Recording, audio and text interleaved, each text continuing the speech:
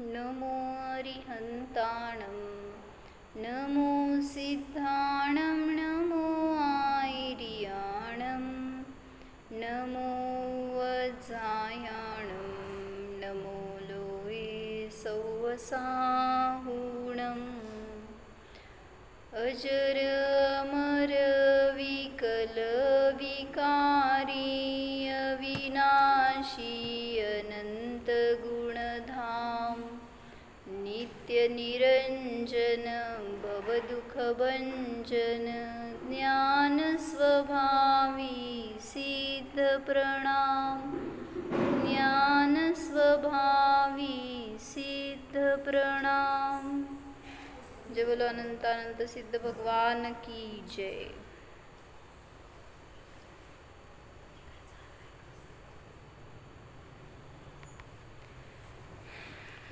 सिद्धांची जयमाला आहे।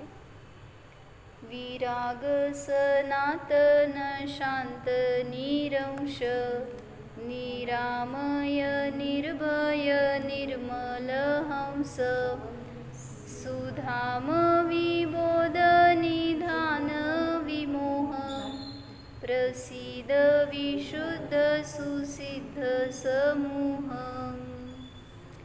जे चाललंय ते म्हणू।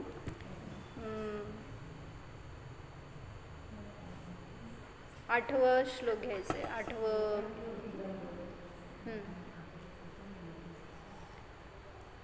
सातवं आणि आठवं म्हणू।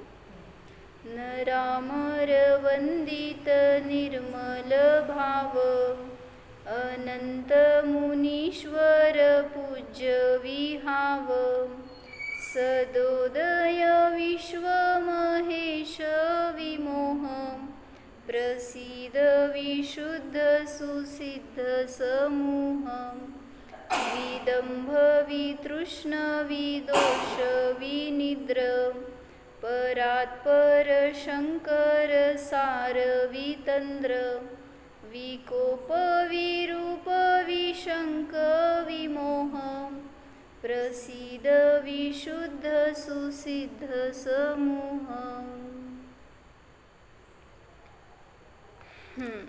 डोक्यावर घ्या पदर। काय सांगितलं होतं काल? नरामर वंदित निर्मल भाव। सांगा दर्शिका की काय अर्थ होता?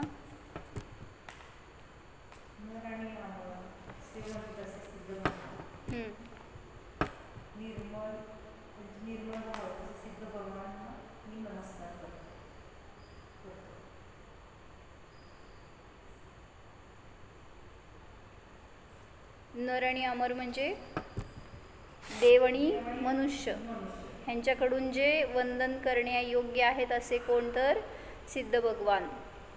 पुढे घेतलं विशेषण ज्यांचे निर्मल भाव आहेत। मग ह्याच्यावर आम्ही छान चिंतन झालं होतं की म्हणजे ते स्टोरी घेतली होती की त्या ड्रॉइंगवाल्याला दोघांना ड्रॉइंग काढायला लावलं आणि एकाने काय केलं 6 महिन्यापर्यंत ड्रॉइंग काढलं एका भिंतीवर आणि दुसऱ्याने काय केलं फक्त ती जमीन स्वच्छ करत राहिला ती भिंत। त्यामुळं काय झालं? का? कारण ह्याची निर्मळता वाढली होती ना। त्यामुळं सांगितलं की ते चित्र जेव्हा त्या ह्याच्यावर पडलं तर अधिक सुंदर दिसू लागलं। का? तर त्यांनी असं घटवलं होतं की त्यांनी काढलं होतं समेत शिखरजीचं चित्र आणि जेव्हा त्यांनी चित्र बघितलं राजाने त्यावेळेस ते सुंदर तर दिसलंच की, पण जेव्हा या भिंतीवर त्यांनी पाहिलं तर त्यावेळेस ते चित्रामध्ये स्वतः दिसला राजा त्याच्यामध्ये। त्यामुळं अजून सुंदर दिसलं ते चित्र।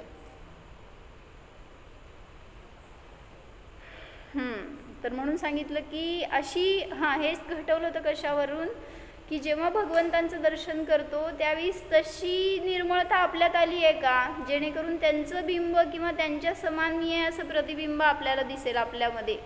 काय कळलं? जसं ते भिंत स्वच्छ केल्यावर ते समोरचं प्रतिबिंबित झालं याच्यामध्ये, तसं आपली ज्ञानाची भिंत एवढी स्वच्छ केली का आपण ज्याच्यामध्ये की भगवान स्पष्ट दिसतील। त्यामुळेच आपल्या ज्ञानामध्ये इतकी कलुषितता आहे, इतके दोष आहेत, इतकं मलिन आहे ना ज्ञान। काय दिसतं त्याच्यामध्ये? घर संसार मुलं बाळं, आजचा आणि उद्याचं व्याप, दुसरं काय नाही तर भूतकाळ आणि भविष्यकाळ. मग ह्याच्या पुढं जाऊन आपण काय पुरुषार्थच करत नाही आहे. म्हणून स्वतःला बघा, सगळं करा सोडा म्हणत नाहीत आचार्य. सगळं करत असताना सुद्धा कसं मी त्याच्यापासून भिन्न आहे आणि त्या सगळ्यामध्ये मी काय करतोय ह्याची भावभासना व्हायला पाहिजे. म्हणजेच सांगितलं तिथं मी आत्मा आहे, हे सगळं करणं माझं कर्तव्य नाही आहे. मी स्त्री आहे, मी पत्नी आहे, मला हे सगळं करावं लागतं आहे, हे माझं कर्तव्य आहे. मारून घेतलं आहे आपण विचाराने स्वतःला त्याच्यामध्ये, म्हणून सुटत नाही आहे त्या विचारातून सुद्धा. मग अनेक सतींच्या पण गोष्टी अशा आल्या की ते पण केलेत ना संसार, पण तरीसुद्धा अशी विरक्ती होती, अशी धार होती ज्ञानाची, अशी चिंतन असायचं की जेणेकरून त्यातून ते सहज सुटू शकले बाहेर. काय कळलं? जसं चंदना अंजना सांगितलं त्यांनी दुपारी, तसं त्यांनी केलं नाही का हो? त्यांच्यावर संकट नव्हती का? मग कसं काय विचार करू शकले ते? मग त्यासाठी आपल्याला तयार करायला पाहिजे ज्ञानाला. आपल्याला आहे काय म्हणायचं, मिळालेत ते संस्कार म्हणल्यावर जपून त्याला पुढं फॉरवर्ड करायचा आपला रोल आहे. आता आपल्यापर्यंतच संपून जायला लागला आहे धर्म. कोणाला पुढच्यांना माहिती सांगा आत्मा काय आणि शरीर काय आणि भिन्न काय आणि काय एक आहे?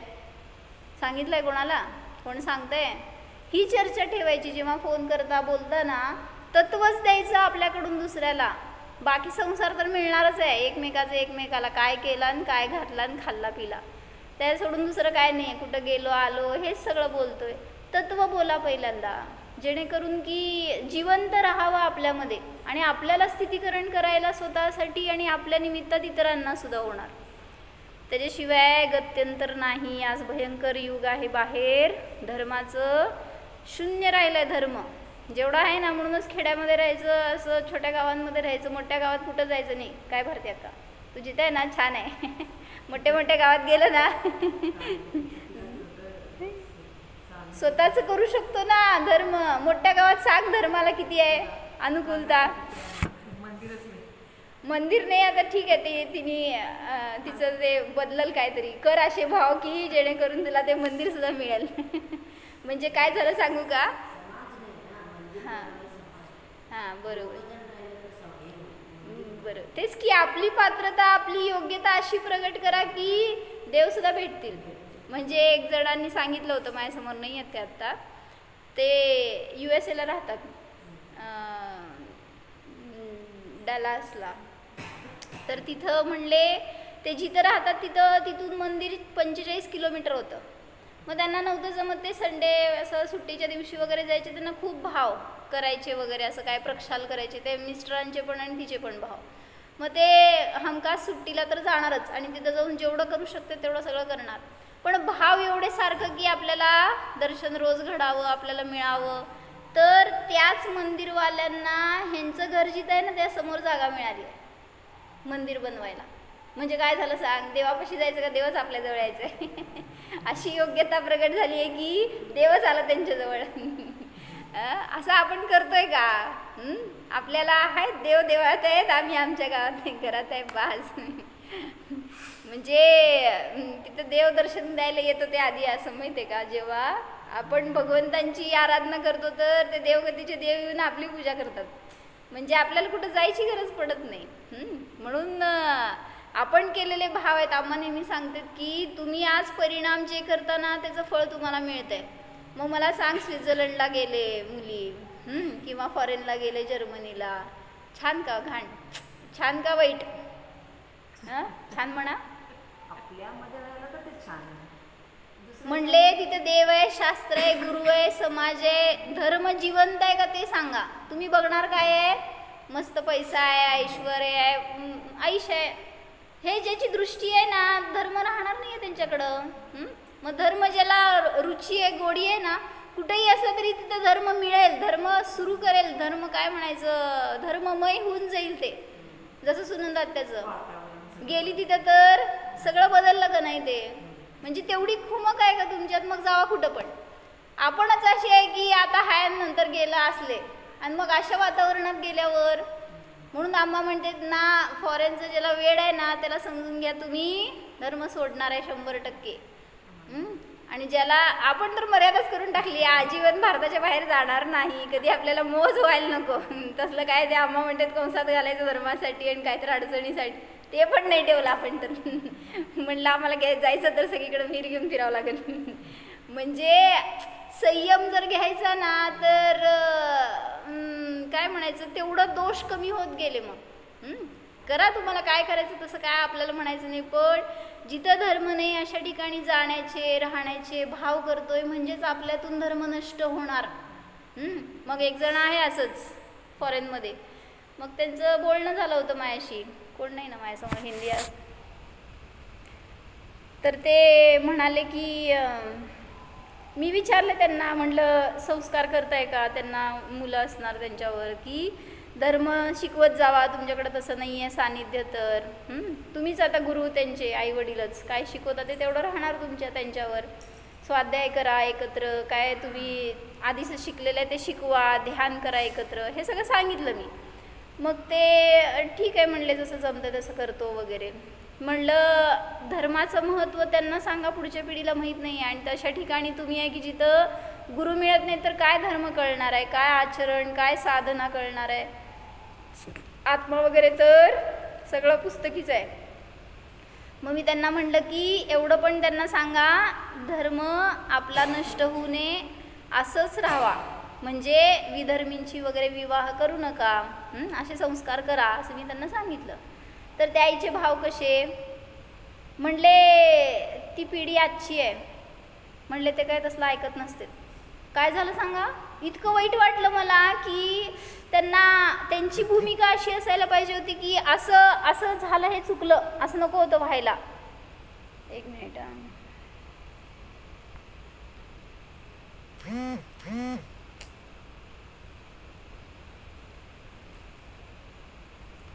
काय झालंय तुमचं हे?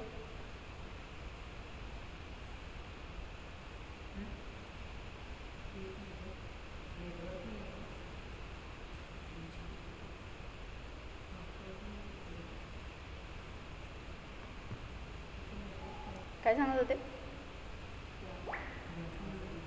हां, म्हणजे तिची मेंटॅलिटी अशी आईची त्या, की आम्ही काय करू शकतो. उलटा असं असायला पाहिजे की गिल्टी नाही, त्यांना तसंच व्हायला पाहिजे, त्यांनी असं करायला पाहिजे, त्यांना आम्ही असं सांगणार आहे, असं नाही भूमिका.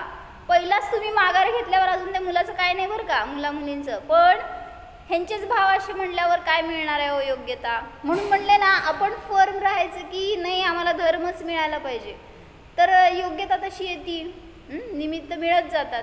आपणच म्हणणार की मिळालं तर बघू, नाही मिळालं तर काय करणार, असे जर ऑप्शन ठेवले ना आपण, तर मग धर्म नष्ट व्हायला वेळ लागणार नाही. म्हणजे म्हणलंय उगीच का शास्त्रामध्ये पंचम काळ आहे तोपर्यंत धर्म आहे, त्याच्यानंतर काय होणार आहे. वर्षाबेन केलेत का पोरांवर संस्कार, सांगितले का मी विधर्मींशी लग्न करणार नाही, एवढं तरी परवा ते प्रमाण सागर महाराजांनी पण सगळ्या युथला प्रमोट केलं होतं ना, व्यसन करणार नाही किंवा विधर्मींशी लग्न करणार नाही, असं काय काय त्यांनी भरपूर नियम करायला लावले आणि आनंदाने केली त्या मुलांनी. मग तसे आपल्यावर पण, आपल्या मुलांवर पण संस्कार ठेवा, जेणेकरून तुमचं साधायला तर पोरं राहावीत की जवळ तुमच्या, का नाही. जाऊ दे, आपण स्वार्थीच आहे, आपल्यासाठीच बघणार पहिल्यांदा, पण त्याच्या निमित्तात त्यांचं पण कल्याण आहे. कशासाठी सांगितलं, निर्मल भाव, म्हणजे निर्मल परिणाम असतील तर योग्यता, ते म्हणतात ना, मिळणार असेल ना छप्पर फाडून मिळणार, नसेल ना खोदून किती उकळून काढायला गेलं तरी मिळणार नाही. काय धनाच्या मागं जायचंय का आपल्याला. हां,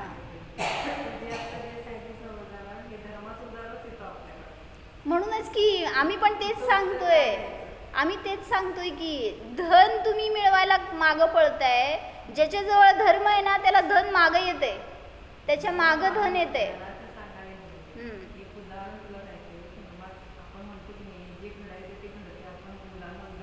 म्हणूनच सांगाले की तुम्ही पुरुषार्थ करणार नाही का, मग जे घडायचं ते घडते, जाऊ नका जॉबला, पैसा यायचा असेल तर येईल की, करताय ना रोजचा पुरुषार्थ. मग सगळीकडे दैव पण आहे आणि पुरुषार्थ पण आहे, असं म्हणून चालणार नाही की होणार ते होणार. म्हणून हेच ध्यानाच्या बाबतीत पण उत्तर दिलं महाराजांना. जेव्हा विचारलं सम्यक दर्शन होईल तेव्हा होईल, कशाला ध्यान करायचं आहे, कशाला एवढं सगळं माथामारी करायचं आहे, स्वाध्याय करा, व्हायचं तर होईल. मग महाराजांनी हेच उत्तर दिलं त्यांना, भूतकाळासाठी दैव लावा, नशीब लावा, पण वर्तमान आणि भविष्यासाठी पुरुषार्थ आवश्यक असतो. मग काय उदाहरण देतात महाराज त्याला, ते मुलगा नाही का परीक्षा देऊन आला आणि रडत बसला. मग आई विचारली काय झालं, त्यांनी सांगितलं अवघड गेला पेपर आणि पास होतो का नाही माहीत नाही म्हणून रडत बसला. माई म्हणाली जाऊ दे, गेलं, काय व्हायचं ते होणार होतं, कशाला असं रडतोय, परत आता नेक्स्ट आहेच की पुढं. मग ते असं म्हणली आणि आई कामाला गेली तर पोरगं गेला बाहेर खेळायला आणि उद्या पेपर होतं.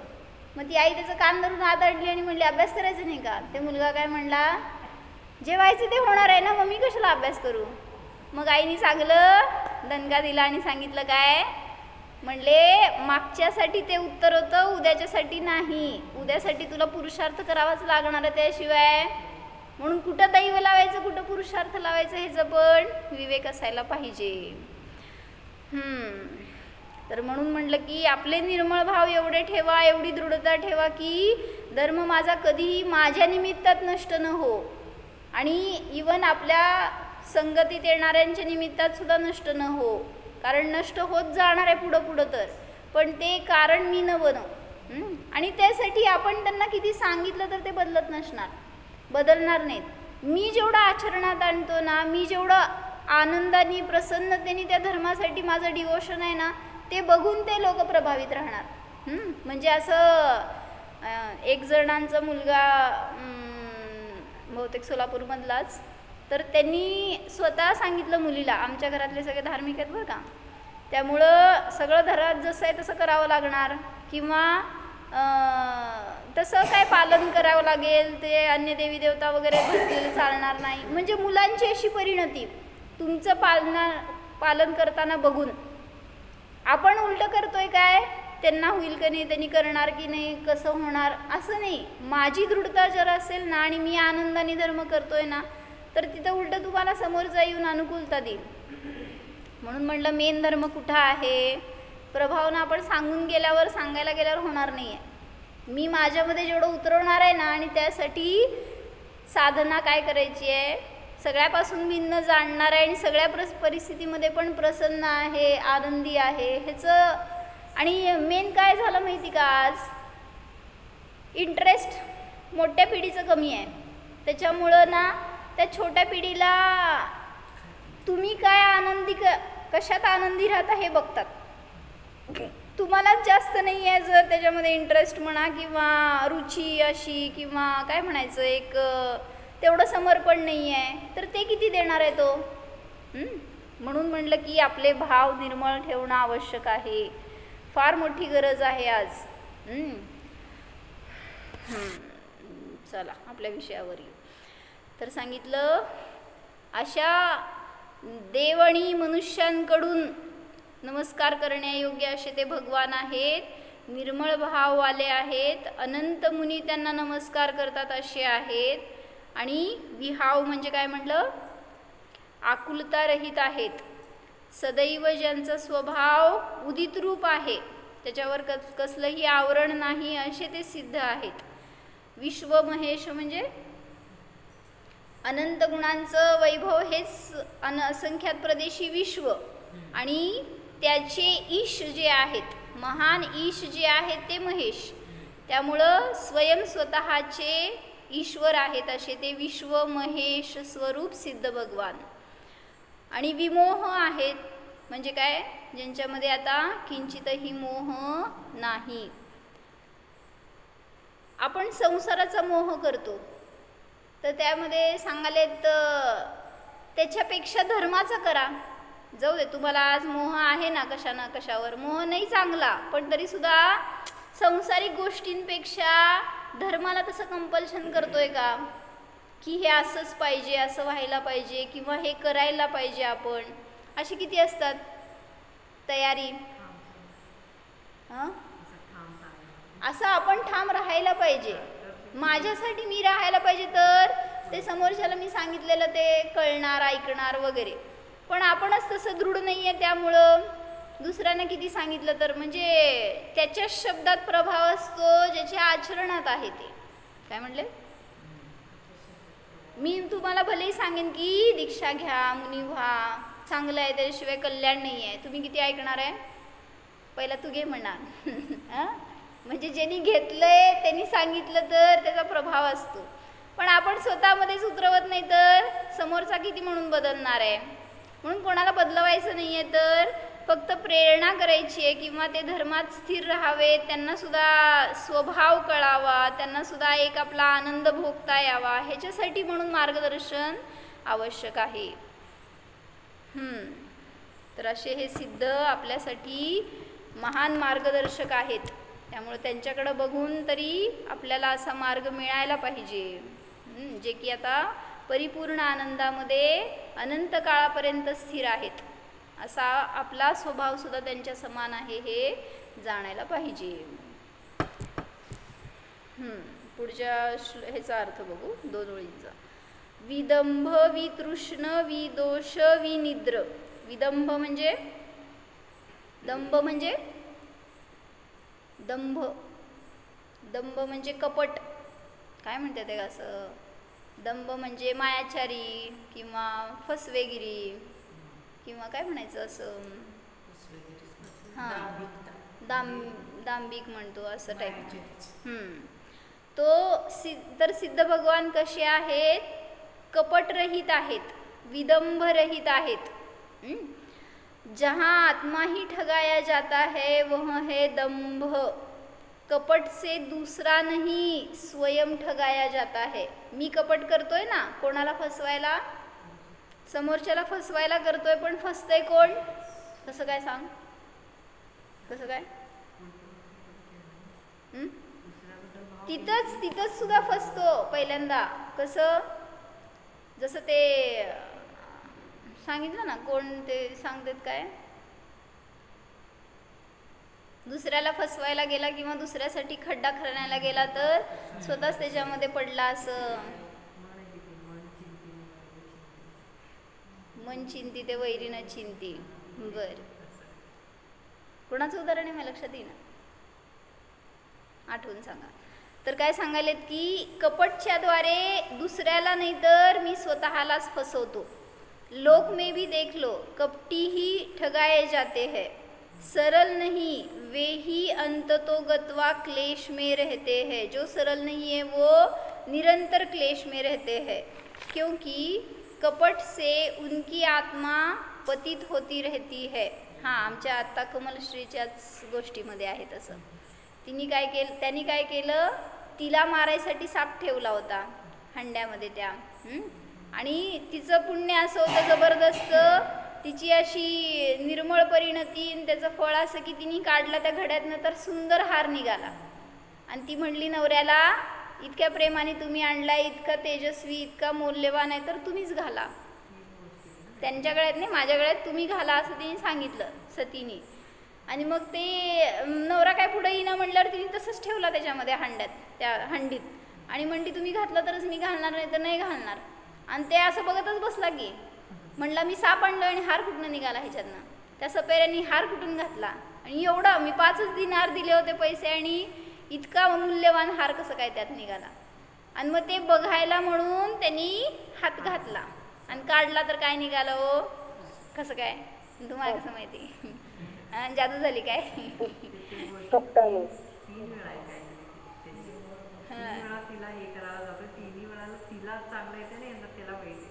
का असं झालं तर ते सांगितलं की त्यांनी तिच्यासाठी खड्डा केला होता, पण झालं काय, तो साप त्यालाच दंश केल्यावर तोच मूर्छित झाला. काय म्हणता? काय बोलला का वर्षाबेन? नाही, तुमचं म्यूट ऑन आहे. हां, तर मग काय सांगायचं होतं, म्हणजे कपट केलं त्यांनी तिला मारायसाठी, पण झालं काय, उलटलं काय, त्याच्यावरच झालं आणि तो त्यालाच दंश करून गेला तो. आणि हे सगळं होत असताना त्या सतीला काय कळेस ना काय झालं नक्की. हार होता, साप कुठून आला, चावला कसं काय, गेला कुठं, कशाचं काय पत्ताच लागेना. आणि मग ते पुढं काय झाली ती स्टोरी सगळी आमच्याकडं दशलक्षणला या सगळेजण दाखवणार आहेत. म्हणजे धर्म करणाऱ्याला प्रतिकूलता आली असं वाटेल, पण जो दृढ राहणार तो त्यातनं पण पार पडेल, कसंही पार पडणार. म्हणून दुसऱ्यासाठी जर काय विचार करत असाल कपटाचे, कोणाला फसवण्याचे, तर समजून घ्या पहिल्यांदा तुम्हीच फसणार आहे त्याच्यामध्ये. कपट से उनकी आत्मा पतित होती रहती है, कर्मबंध पापरूप किया करती है, तब वर्तमान और भविष्य आकुलता पूर्ण बन जाता है. कपट करणारा विचार किती करत राहणार सांगा की, हे करायचं तर कधी करायचं, कसं करायचं, काय काय जोडायचं, कधी सगळं हेच त्याची विचारसरणी म्हणल्यावर. म्हणजे एका समयासाठी पाप करणार असेल ना, तर त्यासाठी इतक्या काळपर्यंत प्लॅनिंगचं पाप किती मोठं आहे. म्हणजे गोळी मारायची असती कोणाला तर त्यासाठी प्लॅनिंग त्याला किती वेळ करावं लागती असं आहे. म्हणून सांगितलं की निर्माया स्वरूपाने जगा तर बघा ना किती आनंद भोगता येईल आपल्याला. तरक्की वही करता है जो अपना काम करता चला जाए, विरोध या विरोधी पर दृष्टिपात न करे. जिसको अपने स्थान पर जल्दी पहुंचना होता है वह द्रुत गति से उस ओर बढ़ता है, बीच में रुकता नहीं है और न किसी की बातों में समय खर्च करता है. तब वह शीघ्र ही अपने इष्ट स्थान पर पहुंच जाता है. काय म्हणले? स्वरूप की ओर जाने वाले भी अपनी ही ओर चले जाते हैं, पर की तरफ लक्ष्य नहीं करते. इस तरह आप अपने निश्चय और निश्चल मंजिल पर पहुंच चुके हैं. दंभ से अंत में तिरस्कार और दुख होता, उसका एक उदाहरण इस प्रकार है. त्यांनी एक उदाहरण दिलं याच्यामध्ये की दंभ केल्याचं फळ काय मिळतं. एक स्त्री अपने पति से हमेशा कपट का व्यवहार किया करती थी. कौन एक स्त्री? नाव घालू काय? चंदन, वंदन, आरती, कीर्ती, कुठले नाव घालू? म्हणजे एक प्रत्येक स्त्री अशी आहे बरं का. काय वर्षाबेन? कोण? मिहिरा? कोण? मी म्हणा की सोनल. तो एक स्त्री अपने पति से हमेशा कपट का व्यवहार किया करती थी. काय काय करता सांगा? खिशातून पैसे काढून घ्यायचे आणि सांगायचं कामासाठी पाहिजे. काय केले? आपल्यासाठी ठेवले. तो एक दिन पति को नीचा दिखाने के लिए वह पेट के दर्द का बहाना लेकर लेट गई. म्हणजे काहीतरी करून त्याला हिणवायचं होतं पतीला, त्यामुळे तिने काय केलं, पोट दुखतंय म्हणून झोपली. और रोने चीखने लगी. पति घबराया. स्त्री ने कहा, बचपन में ऐसा दर्द होता था तो हमारा जो सबसे प्यारा होता था ना, वह अपने सब बाल मुड़ा लेता था, तो दर्द शांत हो जाता था. काय?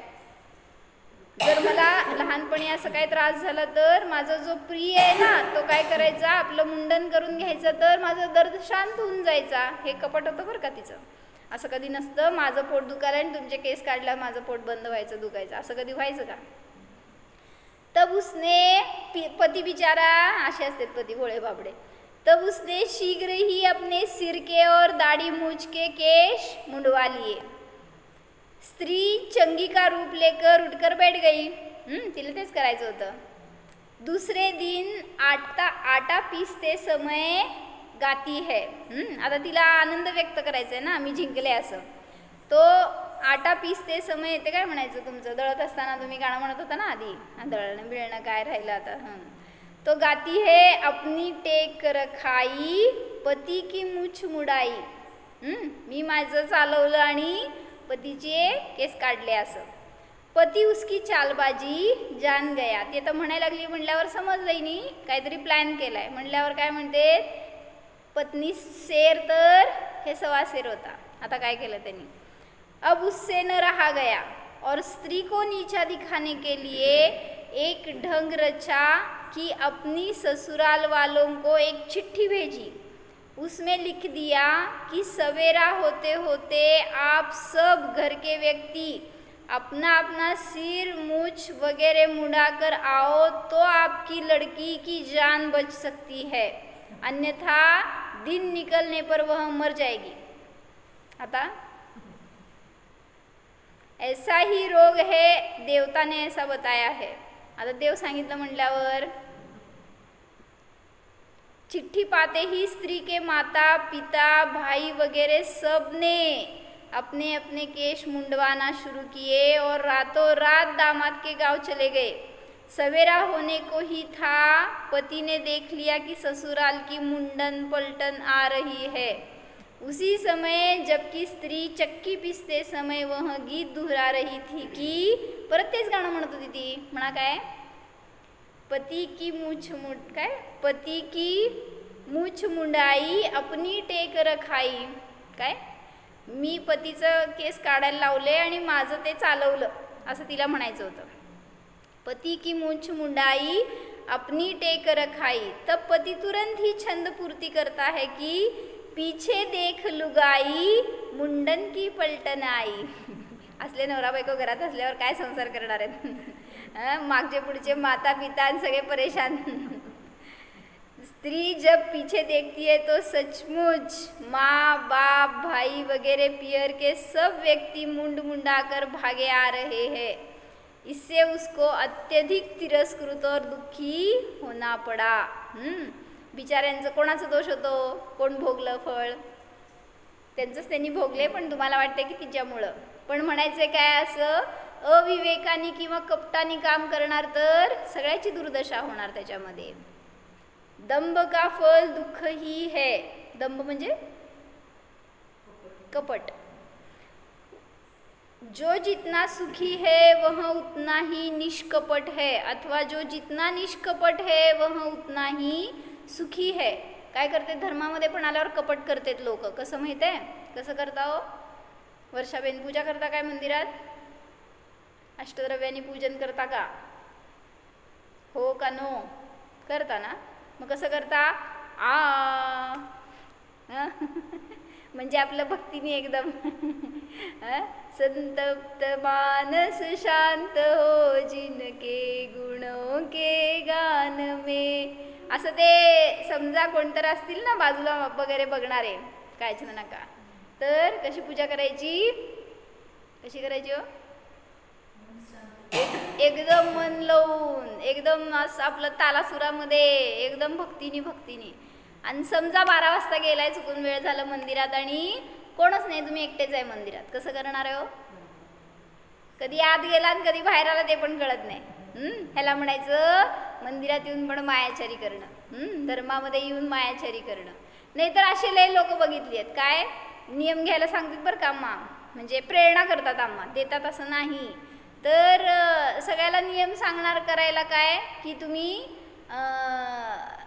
1 महिना काय कांदा लसूण खाणार नाही, हॉटेलचं खाणार नाही, असं नियम करा. आता आहार घेत असताना 8 दिवसाचं वगैरे नियम करायला लावतात.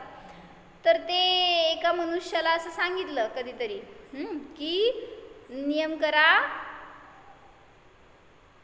त्यागी आहेत तोपर्यंत काय त्यांचे काहीतरी नियम घ्यायला सांगितलं बरं का, की हे त्याग करा म्हणून सांगितलं. तर ते समोरचा माणूस काय म्हणायचं, त्याचं कपट म्हणायचं का हुशारी म्हणायचं, त्यांनी काय केलं, मी नियम घेतला म्हणून सांगितलं. आणि मग 8 दिवसांनी दिसलं की परत तो हॉटेलमध्ये जातोय वगैरे. तर त्यांनी सांगितलं, मी माताजींनी जेवढं सांगितलं ना, तर त्यातलं तेवढंच पार्ट घेतला जेवढा घ्यायचा होता. माताजींनी 4 महिने सांगितलं ना, मी फक्त काय हॉटेलचं खाणार नाही 8 दिवसासाठी, असं मी म्हणला.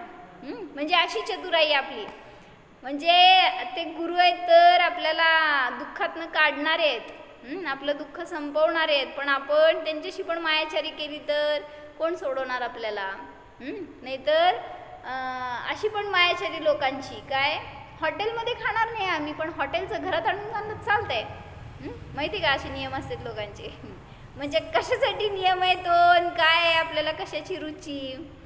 मग असं कोणाशी आपण दंभ करतोय, कोणाशी कपट करतोय, ह्याच्यात कोणाचा नाश होणार आहे? देवाचं भलं आहे का तुमचं भलं आहे हो तुमच्या नियमाने? असं वाटतं का आपल्याला? असं वाटतं लोकांना त्यामुळं की जैन धर्म म्हणजे महाकष्ट आहेत, सारखं नियम घ्या, संयम करा, उपवास करा, अशी परिभाषा झाली आहे आज लोकांची. उलटा आम्हा सांगतात त्याग प्रधान नाही आहे, भोग प्रधान आहे जिन धर्म. कोणाचा भोग घ्यायचा आहे हो? बाहेर कशाचा नाही, आपल्या स्वभावाचा भोग घेणारा आहे आणि ते शिकवणारा आहे तो धर्म. म्हणून सांगितलं की कुठल्याही क्षेत्रामध्ये जावा, जर कपट करणार तर त्याचं फळ आपल्यालाच भोगावं लागणार. जो जितना निष्कपट है वह उतना ही सुखी होता है. तुम्ही तुमच्या लाईफमधला विचार करा की आपण ज्यांच्याशी कधी कपट केलो तर किती आपण स्थिर राहू शकलो, शांत राहू शकलो. समजा जाऊबाईनी काय केलं, जाऊबाईची एखादी चांदीची डिश म्हणा, चमचा म्हणा, आपण आपल्याकडं ठेवला आणि सांगितलं मला माहीत नाही कुठं आहे तुझी. काय झालं, रोज ती समोर आल्यावर तुम्हाला काय दिसायला लागलं, ते ठेवलेली डिश आहे ना तुमच्याकडं तीच दिसायला लागली. का हो? कपट करणार ना तर सांगितलं ना म्हणून तर की ते तुम्हाला सत्वतच राहणार आहे, तुम्ही सुखी नाही राहू शकणार. जोपर्यंत कपट डोक्यात आहे ना, ज्ञानात आहे, तोपर्यंत कोण शांत सुखी राहू शकत नाही. म्हणून सांगितलं की जो निष्कपट आहे ना त्याला कशाची भीती नसते. म्हणून समयसारमध्ये त्यांनी काय सांगितलं की जो अपराध करतो ना त्याला पकडलं जाण्याचं भय असतं. उदाहरण दिलं त्यांनी. आणि जो निरपराध असतो तो म्हणजे समजा कोणीतरी चोरी केली आहे आणि तो मार्केटमध्ये फिरतोय आणि सहज बाजूने पोलीस चाललेत, विचार काय आला हो?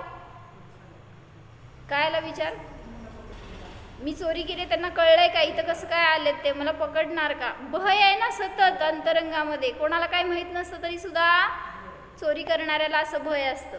तसंच सांगितलं की जो निष्कपट असतो, काय म्हणायचं, जो निरपराध असतो तो फिरतोय. कसं फिरतोय हो बाजारात, त्याच्याजवळ ते इन्स्पेक्टर येऊ दे, चोर येऊ दे, कोण येऊ दे, जाऊ दे, त्याचे भाव कसे, मी काय केलंच नाही तर काय मला संबंध आहे का.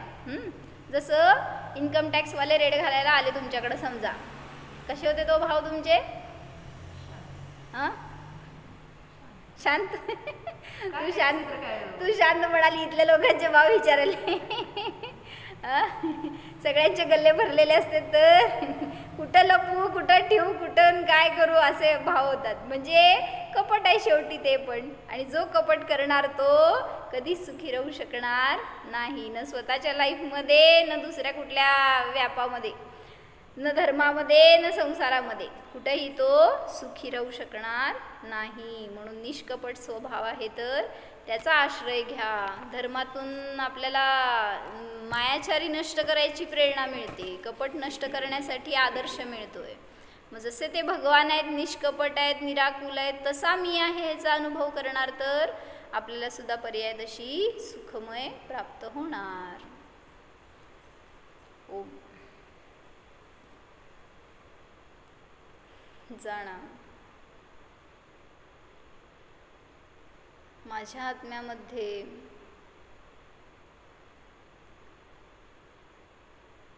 माया कशाय नाहीच. हा मी आत्मा निर्माया स्वरूप आहे, निष्कपट स्वरूप आहे.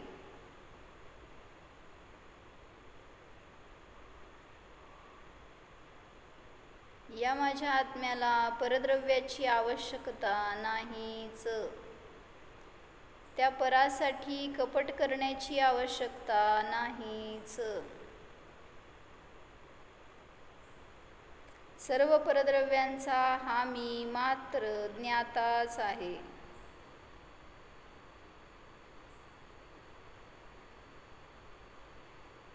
निष्कषाय स्वरूपोऽहम् आनंद घनपिंड स्वरूपोऽहम्.